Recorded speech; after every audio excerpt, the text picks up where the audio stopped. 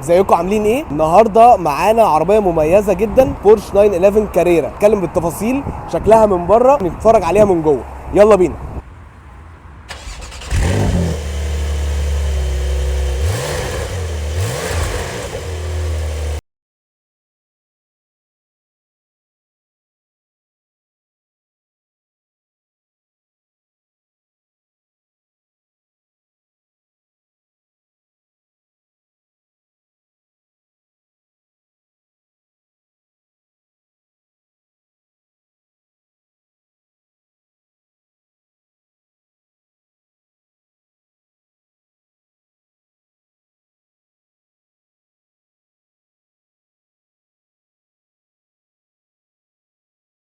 اول حاجه عايزين نحب نشكر بس المعرض بلاتينم اوتو.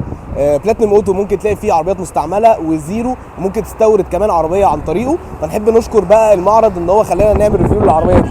طيب ان شاء الله كده الصوت يبقى واضح، صوت هوا كده رخم شويه، فهحاول اعلي صوتي على قد ما اقدر عشان تسمعوا كل حاجه. 911 اللي معانا دي 992 مميزه جدا. انا من نفسي انا بعشق العربيه دي، عربيه اكزوتيك في نفس الوقت ممتازه في كل حاجه. عربيه كمان انتيريور هنتفرج عليه من جوه واخبارها ايه من جوه.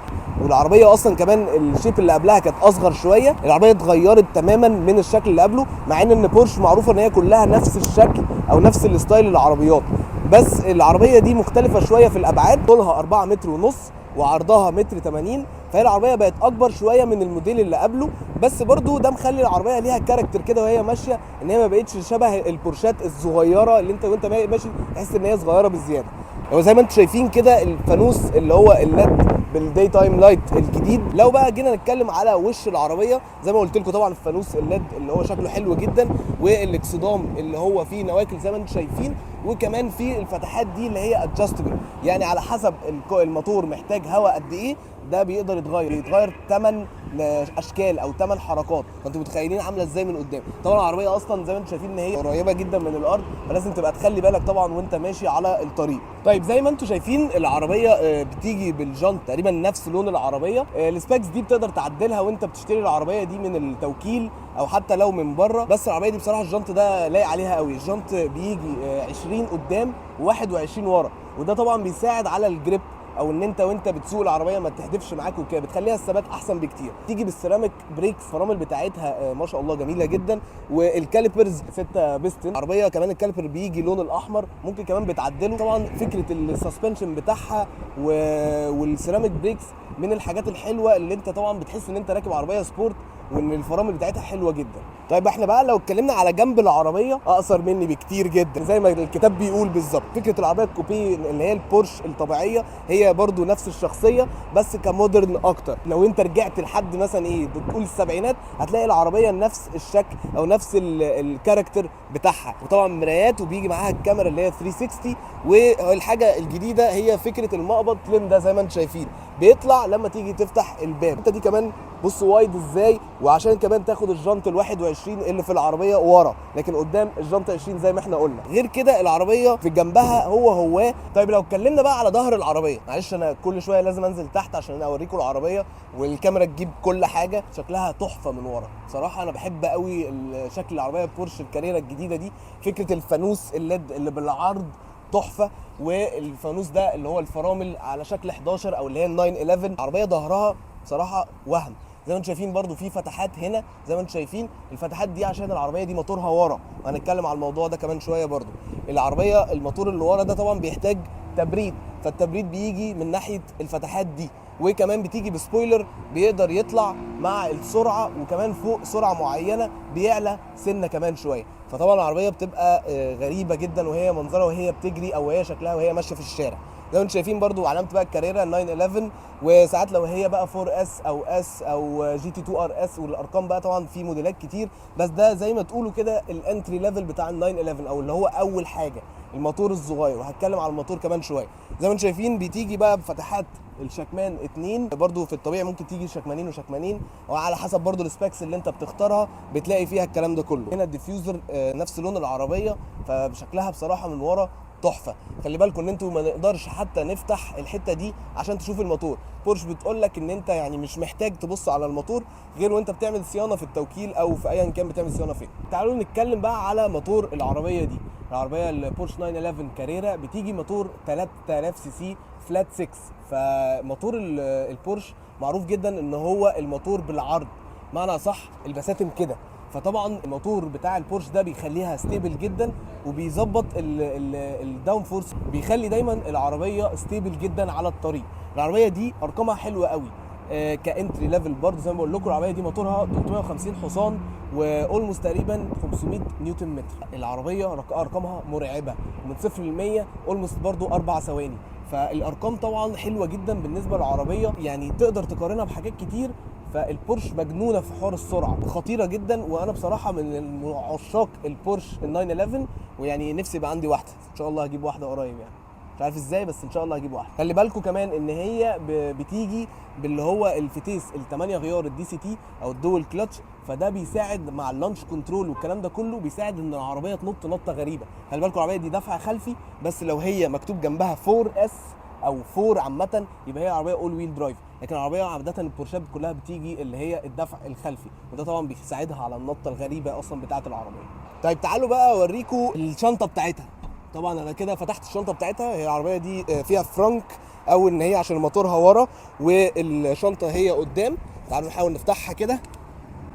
زي ما انتم شايفين كده دي شنطتها، فشنطتها قدام حجمها صغير شويه، بس يعني بالنسبه للعربيه اكزوتيك انت مش محتاج اكتر من كده. دي 132 لتر، بس هي واطيه شويه يعني نازله لتحت خالص. يعني بص انا حاطط ايدي نصها هي كلها تحت. هصورها لكم برده وهوريها لكم. مش محتاج اي حاجه هنا غير اللي هي الشنطه دي، وكمان فتحه المساحات نزود ميه بتاعت المساحات. يا رب تكونوا شايفيني. طبعا هي في زرار بيفتح للي ورا 3.0، ده الموتور عشان العربيه دي بتيجي بموتور ال 3000 سي سي. مش هتشوف حاجه من الموتور غير مروحتين تبريد، وان انت تزود زيت او اللي هو تغيير الزيت، ومفيش اي حاجه خالص في ظهر العربيه ان انت تقدر تشوف الموتور. زي ما اتكلمنا قبل كده ان انت هي اخرها وانت في التوكيل هم بيتشكوا على كل حاجه، وان انت كبورش كاستمر مش هتحتاج اي حاجه ان انت تغيرها. طيب احنا دخلنا جوه البورش 911. طبعا الانتيرير بتاعها مش عايز اقول لكم عامل ازاي، ما شاء الله بجد جميل جدا. هنتكلم واحده واحده كده بالديتيلز بقى زي ما بنعمل في كل عربيه. العربيه دي نبدا نتكلم واحده واحده على الماتيريال بتاعتها. بصوا العربيه ما شاء الله بصراحه كل الماتيريال ممتازه جدا، ومفيش اي حاجه ممكن تحس ان هي لو كواليتي او ان هي مش حلوه من جوه والكلام ده كله. طبعا العربيه سعرها غالي، فده طبيعي جدا ان انت تلاقي العربيه فيها الاوبشنز او الماتيريال كلها حلوه. لو بدانا بقى واحده واحده بالعداد، العداد بيجي يمين وشمال ديجيتال، وفي النص في اللي هو الار بي ام بيبقى الانالوج، وده طبعا بيستوحي بقى الكلاسيكيه او اللي هي العربيه ال 911 الكلاسيك من زمان. والعداد ده كان زمان كان كده، بس زي ما بقول لك بيعمل ابجريد للمودرن بفكره الشاشه والشاشات اللي قدامك انت تقدر بقى تتحكم فيها كالسبورت والكلام ده كله، وتقدر تجيب الجي بي اس اوبشنز يعني في الشاشه.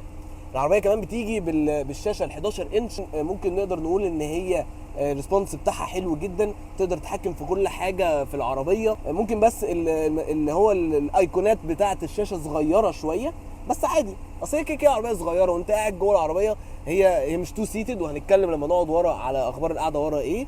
بس هي كاوفر اول العربيه حلوه. تيجي طبعا بالكرونو باكج فيها بقى اللي هي العداد اللي هو قدام اللي هو ستوب ووتش حاجه زي كده، والفتيس الصغير الجديد تقدر تتحكم فيه، بتجيب منه طبعا البي والار والان والدي، والزراير كلها كواليتي ممتازه. تكييف طبعا تحس تكييف الماني، او يمكن عشان احنا واقفين لو اتحركنا التكييف هيبقى اكيد هيبقى احسن. والسقف الاسود اللي هو برده حلو، وبتيجي بالفتحه السقف. وكمان العربيه دي اكيد بتيجي اللي هي الكونفرتبل تفتح سقف خالص، بس العربيه اللي معانا دي بتيجي بالفتحه السقف تحسها هي بانوراما عشان العربيه اصلا سقفها صغير قوي. لو اتكلمنا كمان على الدركسيون، فهو الدركسيون هو فيه الشاف بادلز، في درايف مود ده هنا تقدر تجيبه نورمال او سبورت، او ان انت تقدر تتحكم في كل حاجه وانت ماشي عن طريق الدركسيون. وطبعا الزراير ان انت ترد على التليفون، او ان انت تتحكم في الشاشه، او كمان لا تتحكم في الشاشه بتاعه العداد. فدي حاجه حلوه قوي بصراحه في العربيه. لو اتكلمنا بقى على مساحات التخزين بتاعه العربيه بتيجي بكاب هولدر صغير لقهوه صغيره، اخرك قهوه صغيره هنا. بصراحه الباب التخزين بتاعه صغير قليله بصراحه، ما يجيبش اصلا ازازه ميه، فماشي مش مشكله. ما انت بقى العربيه دي سبورت دلوقتي، واللي هو انت مش هتقدر يعني مش محتاج منها حاجه اكتر من كده. طبعا الليذر بقى انتيرير او اللي هو الجلد اللي في كل حته ماتيريال حلوه جدا ولذيذه. خلي بالكم فيها كاب هولدر هنا كمان للباسنجر على الجنب هنا في الاخر تحت فتحه التكييف، والزراير بقى ان انت تقدر تتحكم في الشكمان. مش عارف لو انا دوست الزرار ده هتسمعوا الصوت ولا لا، بس هي شغلت دلوقتي، فتحت الفالف بتاع الشكمان، تقدر تتحكم من الزرار ده. وكمان اللي هي بقى ان انت تقدر تتحكم كمان في الاكتيف سسبنشن او اللي هو الالكترونيك سسبنشن، ان هو يبقى ناشف سبورت ولا نورمال على حسب برضو الطريق اللي انت فيه. كل ده انتوا متخيلين ان هو بيجي زي ما تقولوا ان هي اول كاريره، يعني حتى مش الاس والفور اس والكلام ده كله. العربيه دي بتيجي دفع خلفي، ولو هي الكاريره الفور اس فهي بتيجي دفع رباعي. الجلاف بوكس كمان احنا نسينا نتكلم عليه، كبير وواسع ودي حاجه حلوه. فهي كعربيه اكزوتيك وفي نفس الوقت انت قاعد مرتاح، القعده بتاعت الكرسي مريحه جدا، وفي نفس الوقت الدرايفنج بوزيشن حلو. دي حاجه حلوه بصراحه في العربيه دي.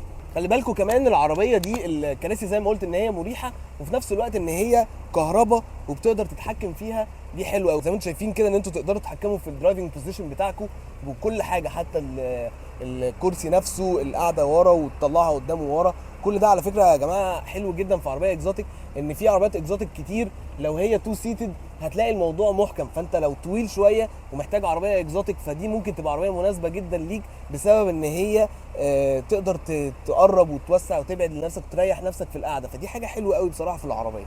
طيب انا هحاول اجرب معاكم كده القعده ورا، يا رب نعرف نقعد ورا. من الواضح كده ان احنا مش هنعرف نقعد ورا خالص، يعني انا بحاول على قد ما اقدر اظبط الكرسي. انا عايزكم بس تحضروا كل حاجه معايا.